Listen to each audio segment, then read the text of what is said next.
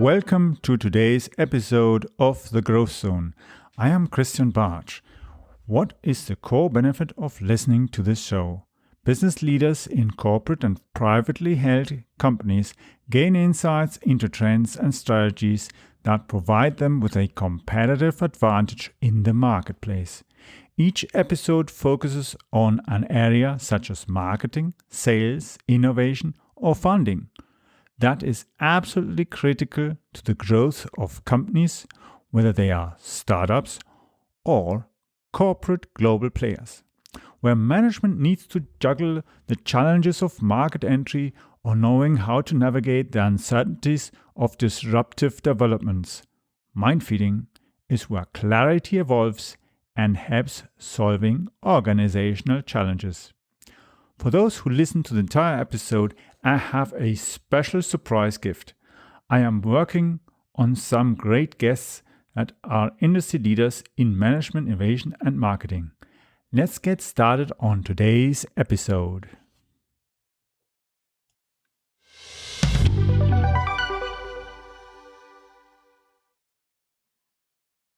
So I'm today here with Ira Wolfe, and we're going to be talking about how will technology companies recruit and organize themselves as they relocate in 2021. So Ira, can you tell us a bit more about yourself? Yeah, thanks very much, Christian. Really appreciate the opportunity. I live in the States. I have a company, Success Performance Solutions. I started it about 25 years ago. For anyone who's interested, you can learn a little bit more about me on LinkedIn. But as my title says, one is I'm a millennial trapped in a baby boomer body. I'm definitely a baby boomer. My body feels it every day. But I'm very, very active, looking for change. I'm fascinated and terrified by some of the changes that are coming, which I know is what we'll be talking about. But my company, we primarily work with small, medium-sized companies, helping them hire smarter, recruit better. Yeah, definitely, because of course now if we're all working from home, things change very much as well, how we hire. And I've had as well some people calling in where we've had as well some people who have been talking about open positions that we have and that. And then it's always feels strange when we go and tell them, but at the moment we all work from the home office, and the other person on the other side thinks, oh, home office? I don't know. No office, and there's things, and of course they still all have to get used to the thought, hey, most of the companies, even if I go somewhere in a city or I call with other partners and clients and so on, I say, how's the situation with you in the office and so on? Say, well, I'm working from home. Another guy says, yeah, today I'm in the office, but the whole area is empty. I'm the only one. And then afterwards, I'm going, of course, gone. I have to do some shopping. And in the evening, I'll do some work and then it's done. And that's the thing. We have to get used to this new reality. And of course, on the other hand, we think, yes, we have to hire people as well. We have to do interviews. We used to do interviews, of course, in person. And it didn't matter whether the person had to travel like 2-3 hours by train or by plane or whatever. We'd have the personal interviews. Now we have to do them maybe with Zoom, or we do them on the phone or whatever. And then, yeah, until you decide who to hire, of course, a different thing. So everybody has to get used to this new norm.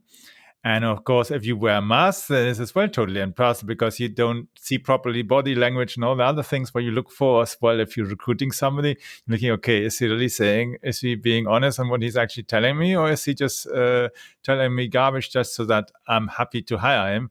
And later on, I find out he has no clue what he's doing. So that's, of course, a problem. And I can imagine that many companies are going to have to find a way to work around all these complexities of recruiting and as well hiring as well. Recently, I was reading an article, maybe you've seen that as well, about some tech companies in Silicon Valley have been deciding to move their facilities. Even I think Elon Musk is moving as well his private foundation from California to Texas and all these things. But looking at that and all these changes that we have with pandemic and companies relocating, that how you think is the future going to look for us, and how can this actually impact the way tech companies are going to hire talents in the future? No, absolutely. There's a lot to unpack there, Christian. You talked a lot about a lot of things. So, just for instance, what I'm seeing quite a bit is that the world sort of caught up. A lot of what we're talking about has been anticipated. So certainly going remote almost overnight back in the early spring or late winter, which whenever I know you're talking to a global audience, so depending on when the COVID-19 hit the most. The people overnight picked up their laptops, or sometimes they didn't pick up a laptop because they didn't have a laptop and they went home. But we've been talking about that for quite a few years, that was the trend, that people were going to move there. We just didn't anticipate it overnight. So the fact that people are struggling is only because the future arrived today, instead of when people wanted to think that they control it down the road.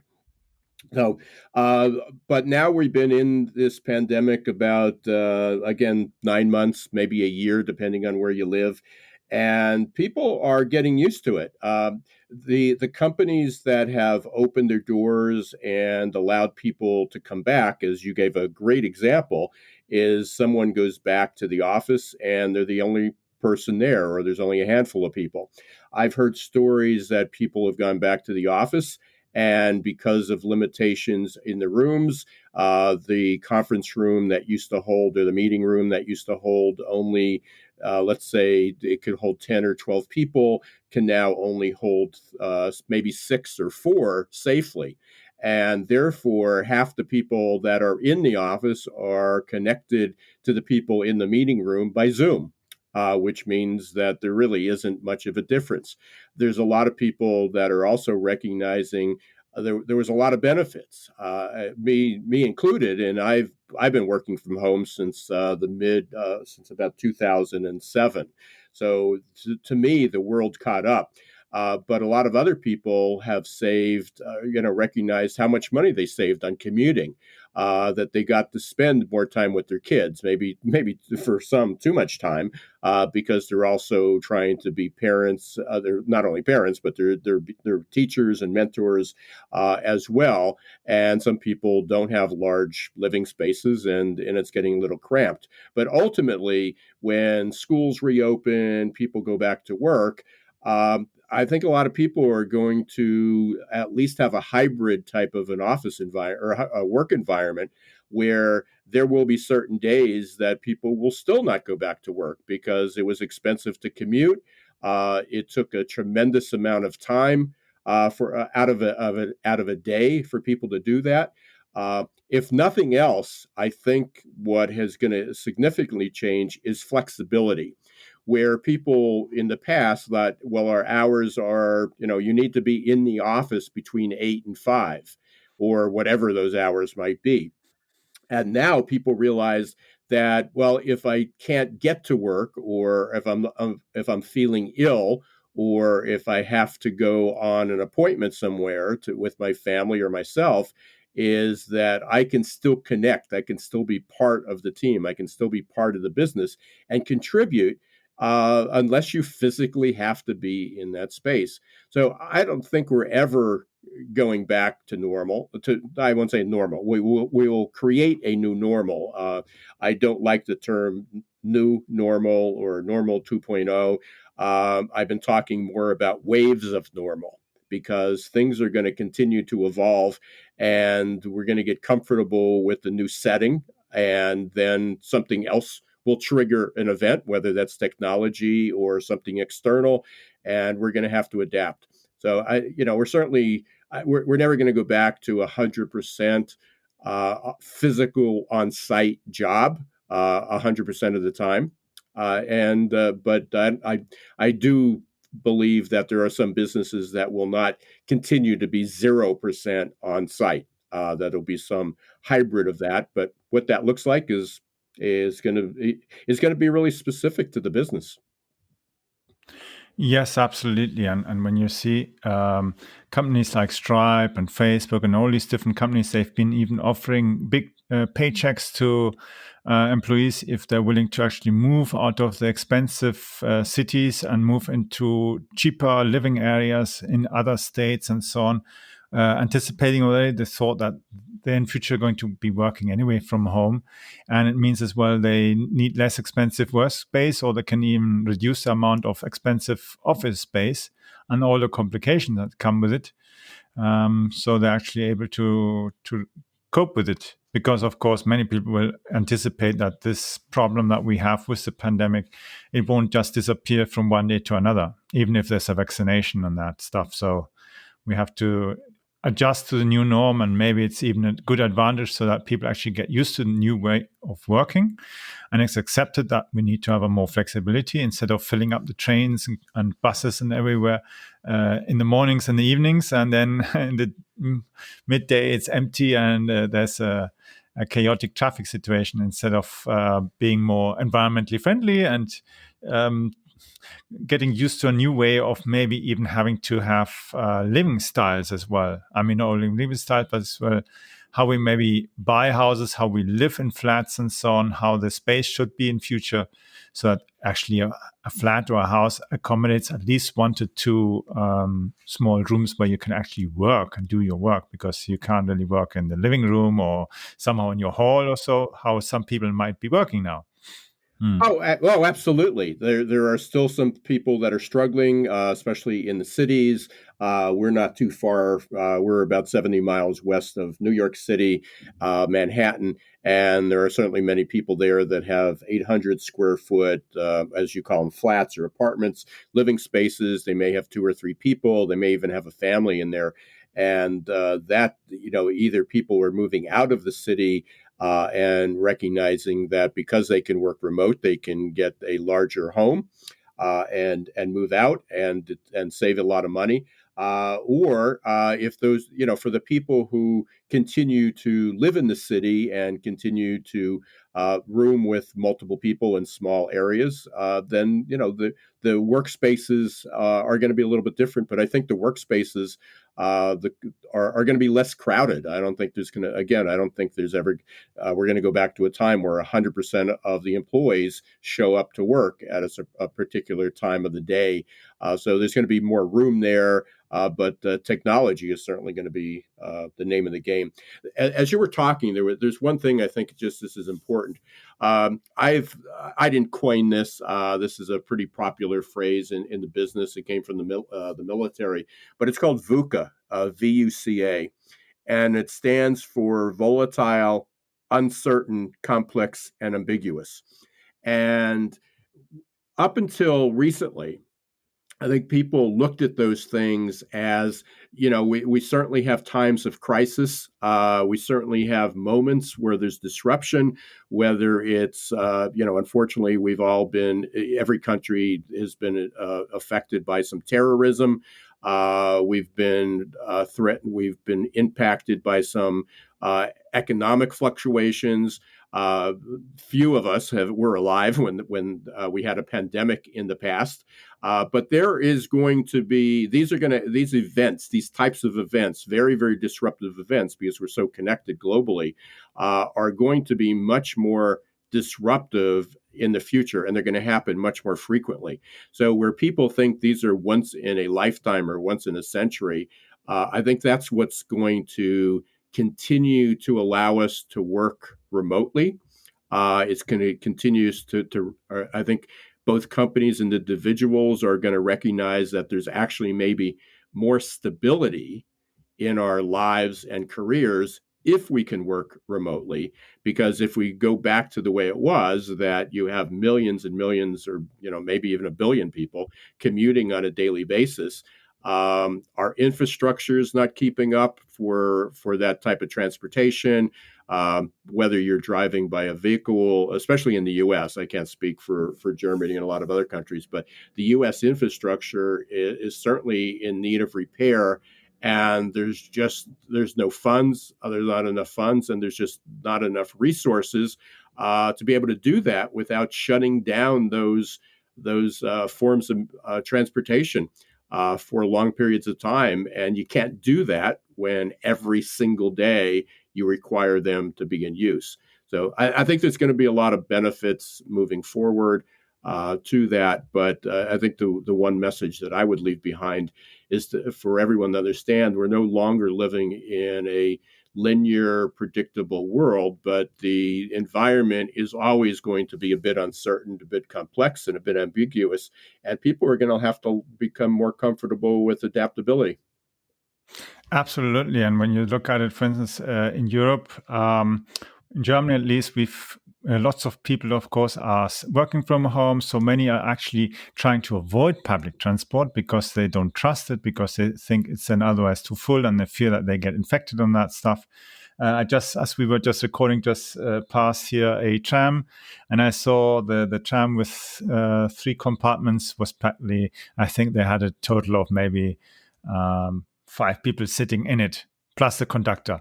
So that was all. That really not much for a vehicle that could take at least, I would say, maybe 60 or so passengers with it. So that's not just maybe just 10% or so of the capacity is actually being used. And they're trying to introduce now new vehicles. In contrast, for instance, in Sweden, when the pandemic started, they, instead of reducing the amount of trains and so on, they added more carriages to the train so that actually everybody could find enough space to distance themselves and still continue to commute to their work into Stockholm and that, which I found really a very interesting, different approach. Since the country, anyway, Sweden has been doing quite a lot different to compare to the mainstream in Europe or in USA. So it's quite a different approach. Nevertheless, of course, these changes, we're going to have to accept them more or less for the next few months and maybe even 1 or 2 years or so.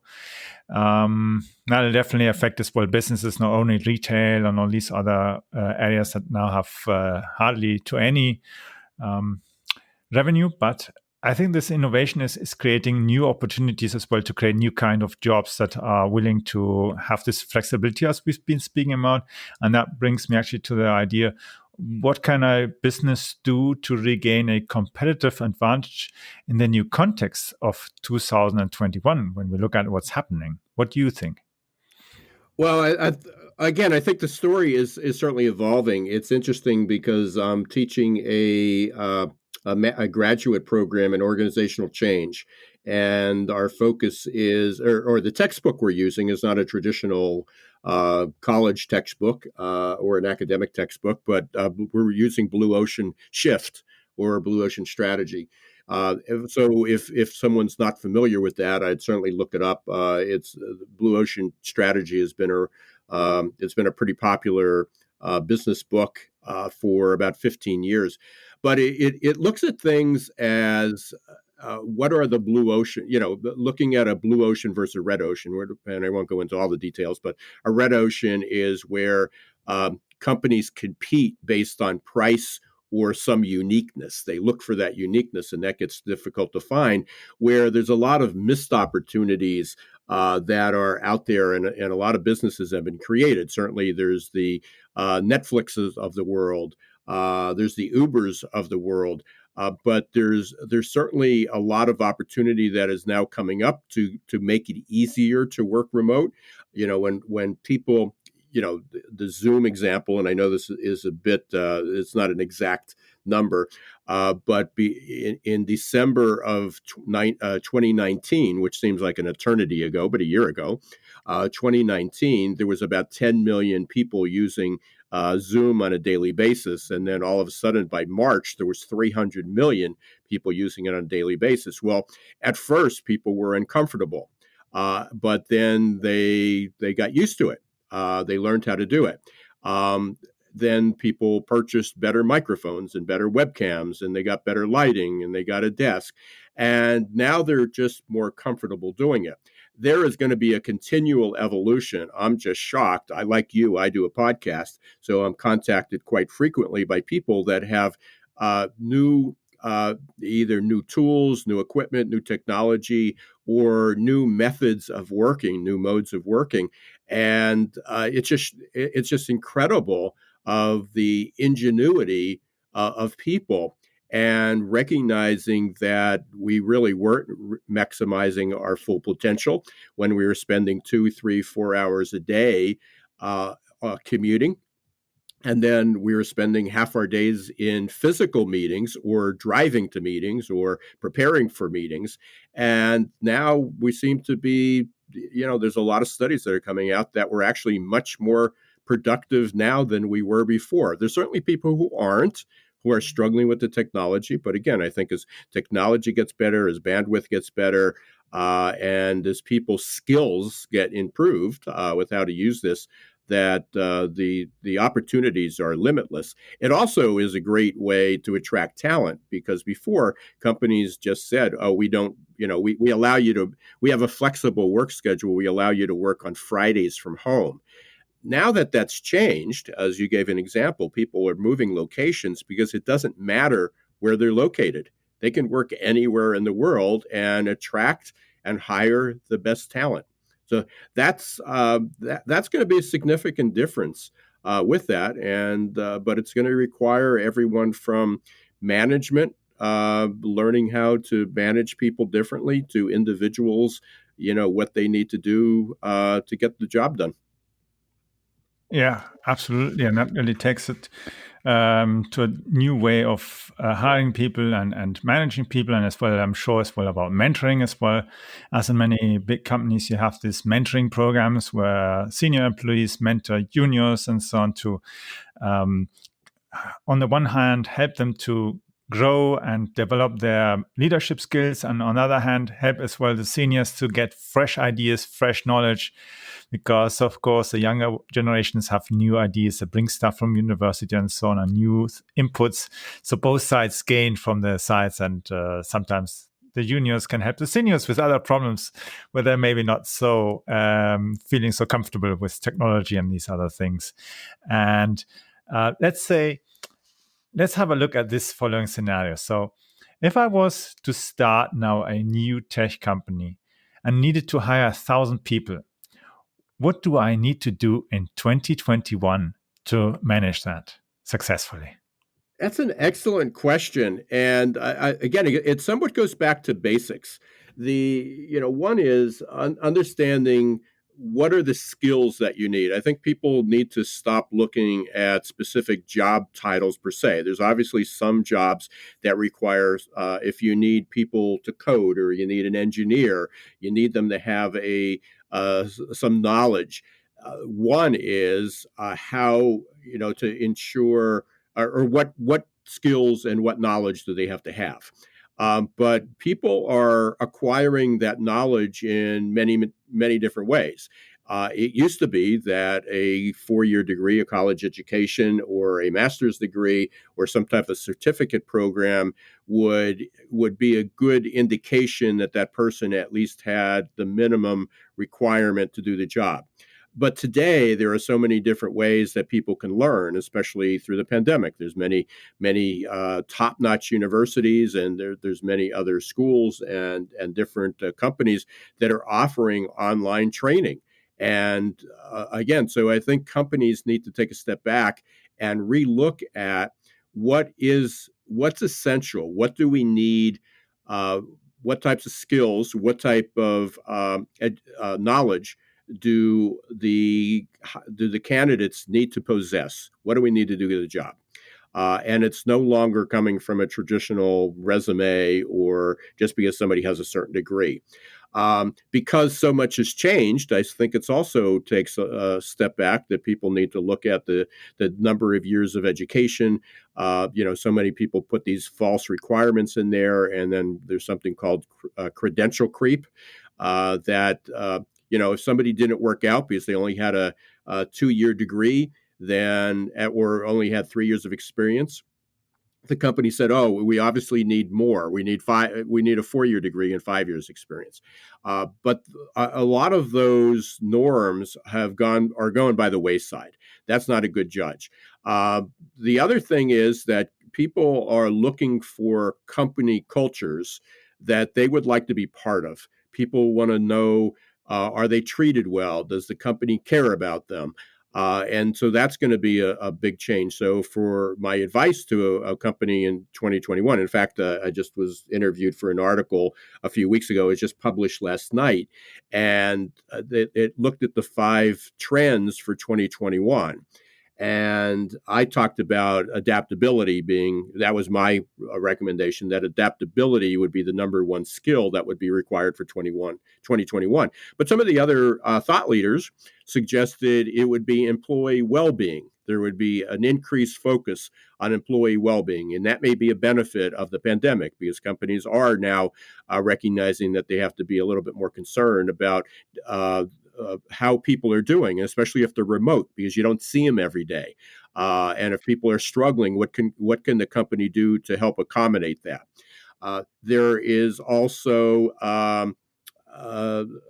again, what's training look like? What's online? How do we manage people remotely? How do we create a culture when people don't necessarily congregate around the water cooler? What tools can we use to create a similar atmosphere, a similar environment? So people are using Slack, and people are using other type of chats. People are again, managers are sometimes people are just checking in. There's managers that set regular calls or keep an open line. They have a chat line or even a video line that's open, that people can just stop in, almost like instead of having an open door on a physical office, they have an open door policy because their webcam's on. And it's like, hey, if you want to talk about something, let's do it. Feel free to stop in at any time between the hours of 1 and 2. So people are just going to have to become much more creative. So 2021, I think, is going to see a huge shift in people. Again, figuring out what this new normal looks like. I think companies are going to become a lot smarter in treating people a lot better. There's going to be a much bigger reliance on technology, and for anybody that's looking to hire people, not only in 2021 but 2021 and beyond, is going to really have to focus on their brand, on their culture, on their leadership style, and to think about what their purpose is. What's their contribution, and how do they engage people? Because again, people are going to be, top talent is going to be a lot more selective of where to go to work. Yes, that makes sense to me as well. When I look at what's happening, how companies are changing, adapting, and I think many new companies that are coming on the market, or already just on the market for a few years, or maybe for 5 to 10 years or so, they are maybe more able to adapt to these cultures. Other companies who've been maybe on for maybe 50 or 100 years, they have to start adapting as well and changing their train of thought, and especially as well the leaders, because they're not used to that. They've been maybe themselves as well been in this corporate environment where you are supposed to react in this way and management has to be that way, and you have to come at 8 in the morning or 9 in the morning, and then you have to stay a certain time. And if you're not there, you're obviously not doing your work. Or like what I heard from one other company, the boss decided to go and demand that everybody has a webcam on so that he can make sure that everybody's actually working, which is just crazy, because then you can Oh, practically, absolutely. Yeah. you can fake it, but because you can put a picture in front of it and so on. That doesn't really make any sense, because then the people are not creative and it becomes a mayhem in the whole situation. So it's not really positive, and people feel stressed if they feel controlled, and it's like having somebody standing behind you whilst you're doing some work, and it's like the headmaster at the back and trying to check whether you're going to do your math correct, and looking all the time whether you're trying to cheat or something. It doesn't feel very comfortable, and it doesn't provide a positive culture and trust relationship that people actually are creative and use what makes us unique, because otherwise we can replace people with robots, robots are not creative. They don't invent stuff, but that makes the difference between us humans and robots. Well, it's And yeah. interesting. Yeah, Krista, sorry to interrupt. I mean, it's interesting that you bring that up. That certainly the threat prior to the pandemic was that millions of people would lose their jobs due to technology. And Mm, there was a debate: would people, because of technology, be thrown out of a job, or would it create new jobs? And I'm certainly of the belief it's going to create new jobs. But there's a kind of a rule of thumb that's out there in many of the studies, and this is certainly an average, but that 2/3 of all jobs will be 1/3 automated. Now, that does not mean that which is good news because it doesn't mean everybody's going to lose their job, but it does mean that because part of your job will be automated, everybody's going to need new skills. They're going to have to learn how to apply that technology, and instead of doing a lot of manual tasks, such as inputting data or doing the analysis on a spreadsheet, would be to take the analysis and then apply that, or to identify, was there bias in that? Was it accurate? Does this make sense? So people are going to have to apply much more clinical skills. I was on a call yesterday, and we were talking a lot about collaboration. And in the past, collaboration ended up just being, did people get along? Were people good team players? Now collaborations is a whole new meaning, because collaboration indicate the true form of collaboration means that you're able to collaborate with a diverse team, not just having people of different color, different gender, different ethnicities on it, but truly cognitive dissidents, people who have different views. And we need that now because we don't know what the future is going to look like. It's going to continue to evolve. So we do need the skeptics. We do need the people who test our optimism, who make us more confident that the decisions we make are better, because we're vulnerable. We're willing to be vulnerable because we're allowing other people to challenge us. That's as you said. I mean, managers who require that their employees' webcams be on all the time to make sure they're sitting at the desk, is just going out with the, that's just not going to work anymore. There's an interesting philosophy that's out there, not a philosophy, but a model. And you'll appreciate this, especially from Germany, because when companies and the world kind of adopted total quality management, Six Sigma, lean manufacturing, we squeezed out errors. We didn't allow errors, and that put a crimp sometimes in innovation, because in order to innovate, you have to allow people to be curious, to try things, to experiment, to make a mistake and learn from the mistake. When you allow zero defects, you basically are creating a robot in people, and that's what we've done. The problem with that is we can become fragile, and another kind of buzzword or key trend is that we need to become more resilient. In order to become resilient, if you're resilient, you could bounce back, or bounce forward is even a better term. But in order to be, just like a metal or any physical property, in order to become resilient, it has to be able to bend. And we sort of, for the last 20 or 30 years, we've sort of squeezed that out of business, and out of people, that we didn't allow that to happen. So, especially focusing on technology companies really need to focus on not replacing what humans do, replace the tedious task or the manual task, but also what can they do to make humans better? What can they do to put some of the humanity back in the human being? Or as we talk a lot about, is put the humanity back in HR.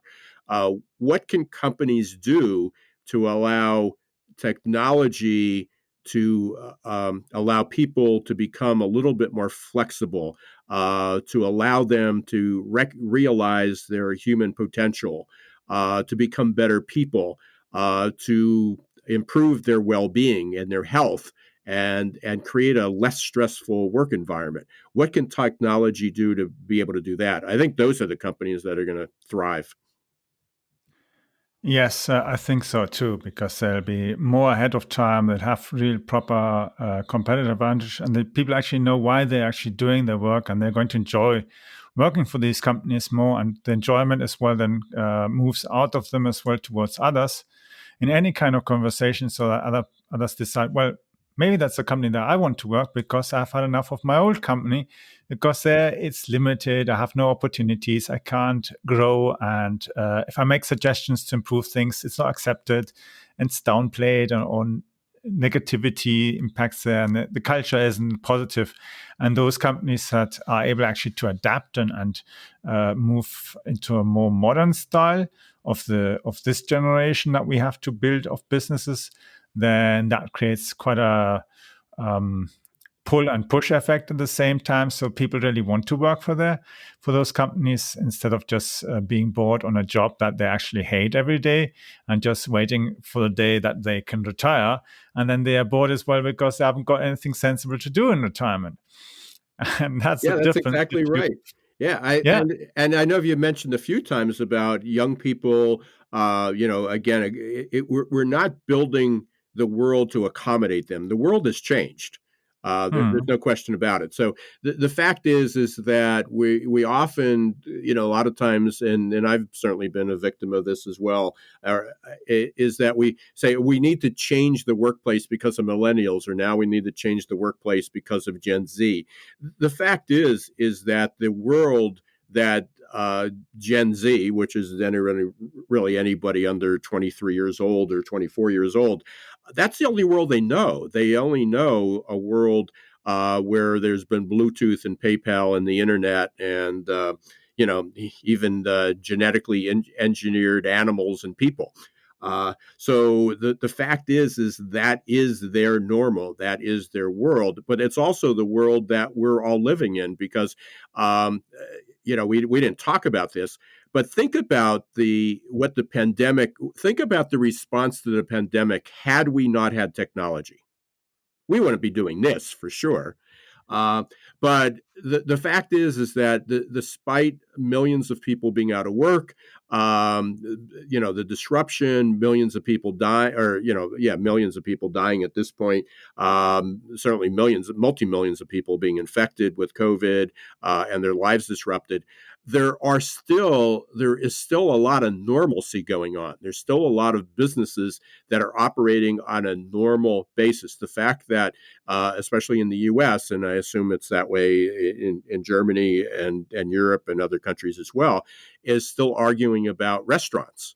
The fact is that there's even a discussion of how do you open restaurants is a miracle because without technology, there wouldn't be we would have had many more deaths, much more disruption, and again, businesses. We would have had a lot more of an economic crisis than we do now.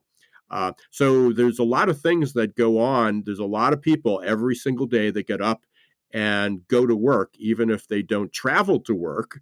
They are still working, and that would have been impossible had we not had technology. So we can't put that toothpaste back in the tube.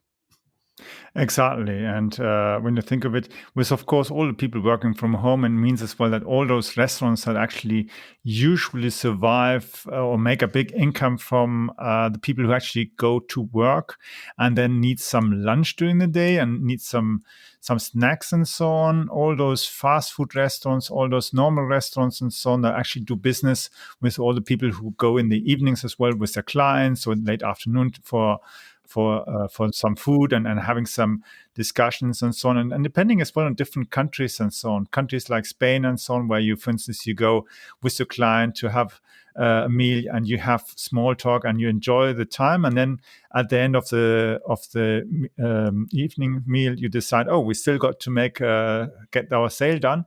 And the client says, yeah, I've got here a list of things that I need. You write down the order, and the business part is actually like 5 minutes, and the other time was like an hour to 2 hours where it's actually socializing, building trust, and say, yes, I want to do business with this person because if I've got a problem, I know this person will actually take the necessary action to help me solve the problem instead of creating me pain because they delivered something, it wasn't working, and I have issues, and my client's unhappy, and so on. But that way, you have a trust relationship, and okay, I want to order next thing and next thing as well from the person, from that company, because I know we can do a partnership with each other. We can do business, even if we haven't got a signed partnership contract. It's still a sort of a business Mm-hmm.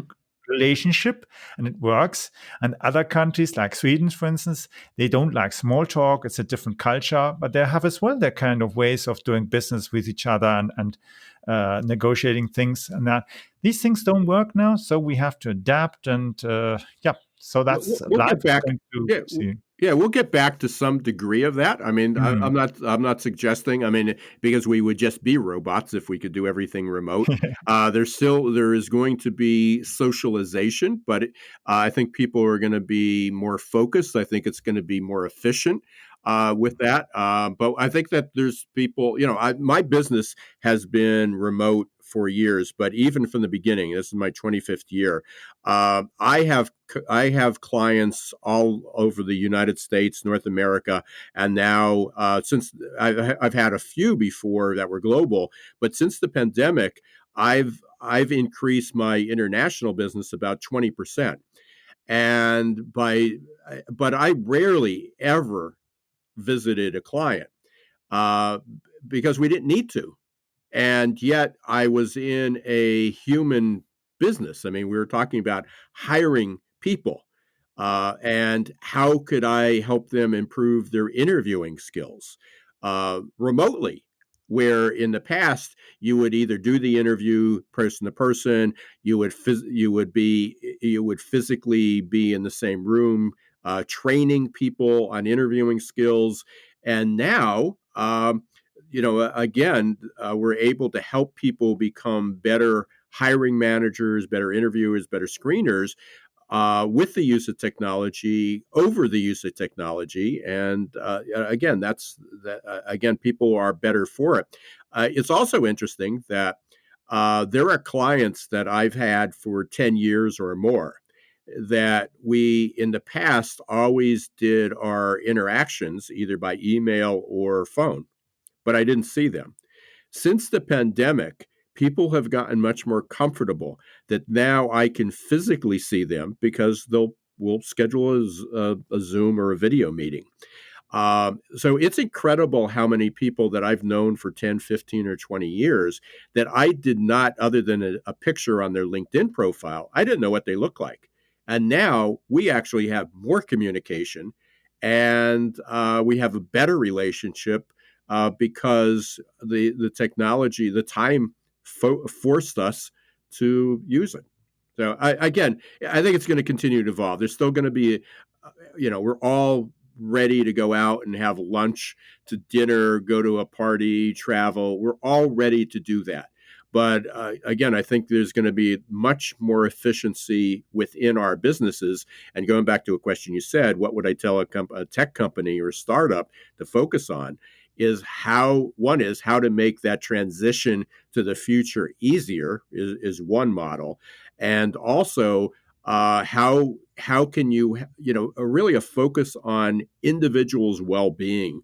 What can you do to make the workers' jobs easier and better, and to allow management to create a culture that happens to be remote, where people are spread out, and again, all could be all around the world, but now have a more diverse. How do you create an inclusive culture on when you're working remote?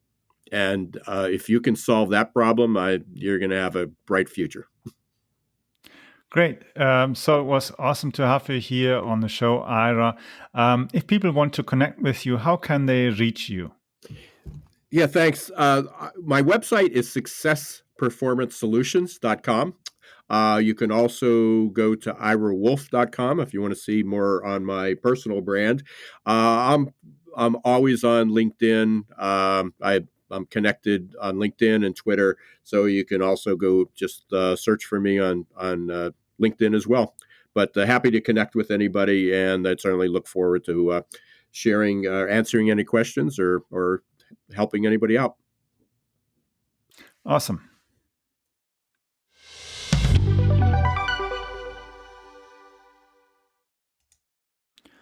I hope you enjoyed today's episode of The Growth Zone with Christian Bartsch. Thank you for listening. Please leave a review or rating here on iTunes or on podchaser.com. If you found the content helpful, then share it on social media. I would like to invite you to follow our show so that you don't miss the upcoming interviews with leaders in the market. Simply visit the website follow.prmediareach.com. I will be adding the link also to the description of this episode so that you just need to click on that link. For those of you who are listening and signing up to follow the show, I have reserved a free copy of the ultimate guide on content marketing.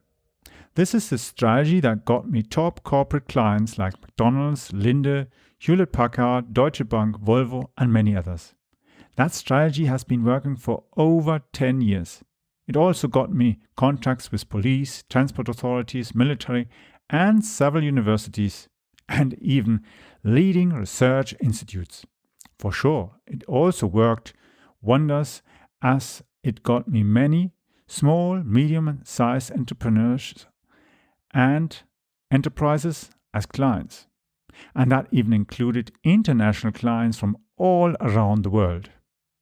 The link to sign up for our free broadcasting service and the guide is follow.prmediareach.com. That will give you access to the most recent version of my ultimate guide on content marketing. You can follow me as well on Twitter by using the Twitter handle CAP_Bartsch. That's spelled Charlie, Alpha, Papa, Bravo, Alpha, Romeo, Tango, Sierra, Charlie, Hotel. Yes, that is CAP_Bartsch. Charlie, Alpha, Papa, Bravo, Alpha, Romeo, Tango, Sierra, Charlie, Hotel.